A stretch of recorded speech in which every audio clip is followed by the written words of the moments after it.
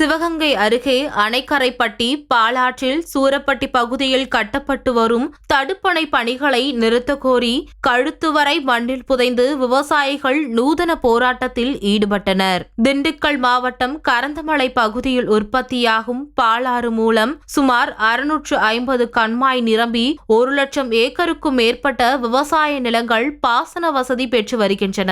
இந்நிலையில் மதுரை மாவட்டம் சூரப்பட்டி பகுதியில் 9 கோடி ரூபாய் மதிப்பில் புதிய தடுப்பணை கட்டப்பட்டு வருகிறது.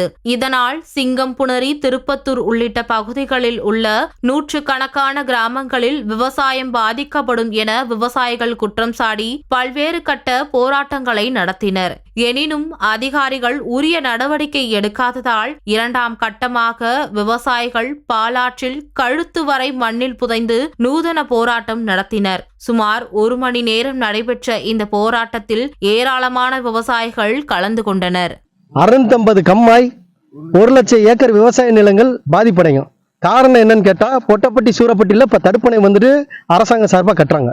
அந்த தடுப்பணை கட்டுனாக்க எங்களுக்கு விவசாயிகளுக்கு வாழ்வாதாரம் பாதிப்பதோட குடிநீர், கால்நடைகள் எதுக்குமே வந்துட்டு தண்ணி இல்லாமல் பஞ்சமாயிரும். இப்போவே விவசாயம் வந்துட்டு நலிவடைஞ்சு வந்துகிட்டு இருக்கு.